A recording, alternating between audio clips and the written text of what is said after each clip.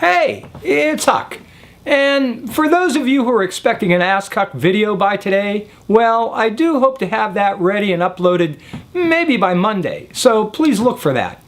But in the meantime, I also promised you that I would give you some updates now and then.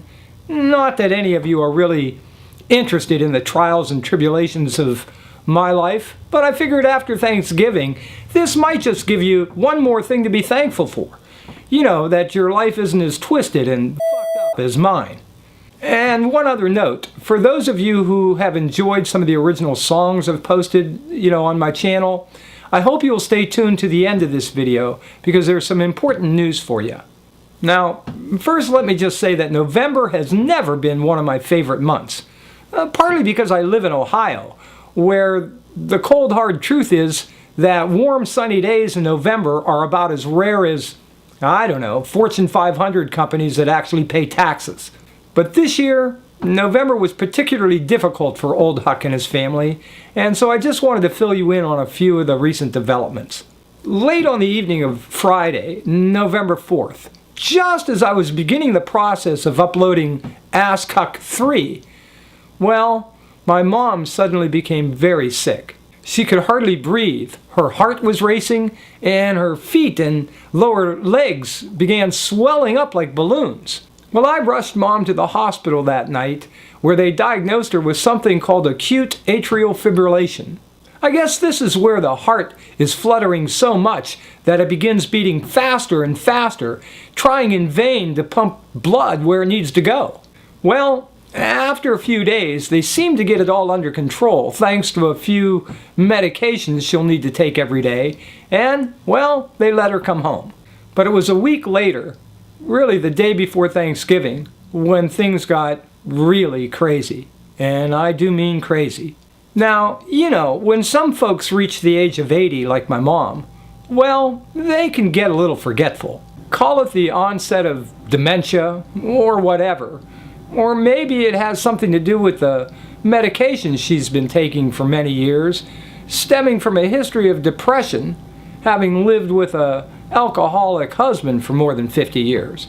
But whatever the cause, for a couple of days, I began noticing that Mom was imagining things that kept getting weirder and weirder. Insisting, for instance, that a doctor she hadn't seen in more than 20 years suddenly came to the house just to pay her a nice visit.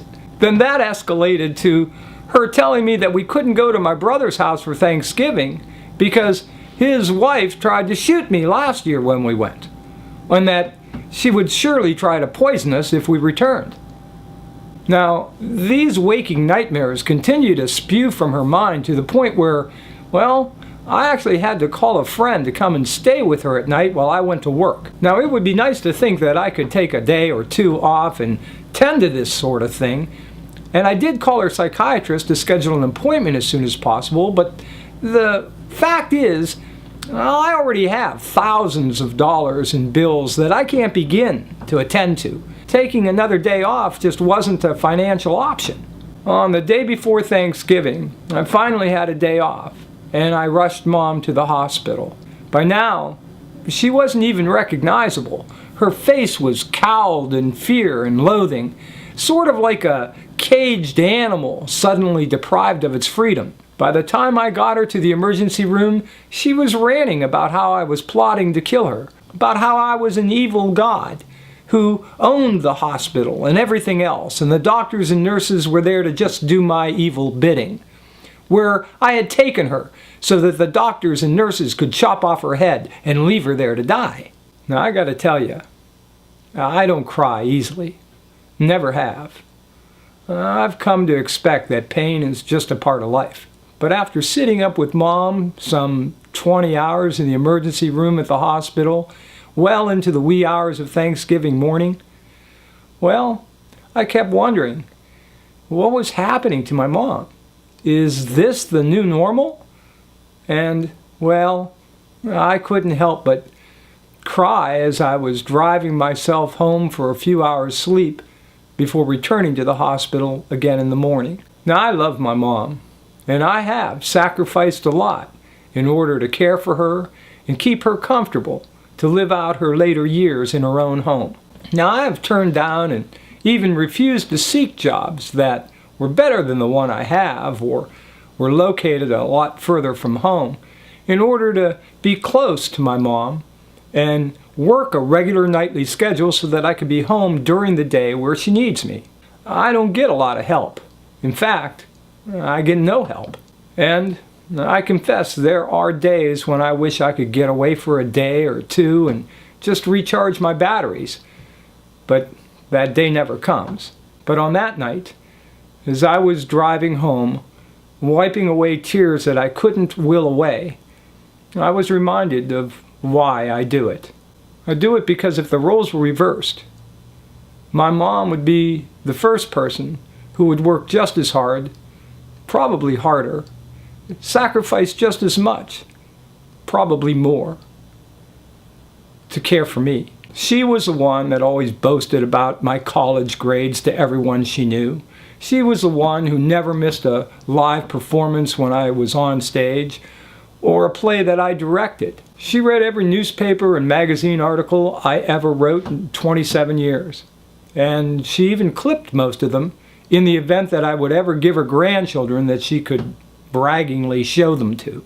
And even in recent months, she watches every video I post, or at least as often as she's able to. So I'm happy to let you know that my mom is back home and slowly recovering back to normal. The normal I was hoping for. It's going to be a long road back to full recovery.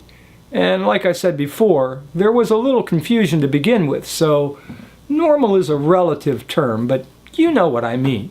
And I'm grateful. Now, I'm not an overly religious person. I don't regularly attend church. In fact, I'll continue to rant against many of the things I see some churches involved in and preaching. Ostracizing folks who are different, for instance, or demeaning women, soaking devoted but often struggling elderly folks for their nickels and dimes so that their ministry can live high on the hog. I guess like a lot of folks, I don't know what God is. I only know that if there is a God, it's not the one these guys are preaching. But I do believe that Jesus had it right when he talked about how hard it was for a rich man to ever enter heaven, or that caring for the weakest and most vulnerable among us was the way to God's heart, and the right thing to do. It saddens me that I don't see a lot of that at work in the world today. And in particular, I don't see it in the world of politics, particularly in one political party. You know the one I mean. And one other thing I do know, that when I reach the point of near hopelessness, when there is seemingly nowhere else to turn, I turn to God. And it has always helped. Now maybe that's just a coincidence. I don't know. I guess we each have to decide that for ourselves. One last important note. Recently, I consulted with some dear friends of mine about the possibility of making some of the original songs on my channel available on either iTunes, Google Music, or Amazon. After some in-depth research on each of these, I finally decided to launch a artist page on Google Music where each of the 6 songs that have been featured on my channel are now available for download. And yeah, while they kind of have geared their site towards the Android market, it doesn't matter whether your music playing device is a computer or an iPad, whether it's Windows-based or Apple, all of them have access to download these songs. You can go there by clicking on this link. There's also a link down in the down bar. Now, even if you don't have any intention of buying the songs, which you can buy either individually or all together as a group where you save $1, I hope you'll at least go check out my site. It has some information about me. You can listen to the songs, and you can write some comments about your impressions of them. So I hope you'll consider checking that out today, especially those of you who have asked me to make the songs available. And since I have a few $1,000s of new hospital bills to take care of, well, this couldn't come at a better time.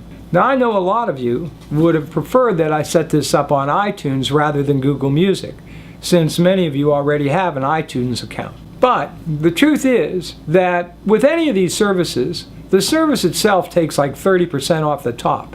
And with iTunes, Someone independent like me has to go through a third-party provider to upload their songs, and they get a cut as well. So this was financially the best option for me, and I hope you'll understand. I'd probably feel different if I was going to generate, thousands of sales or something like that.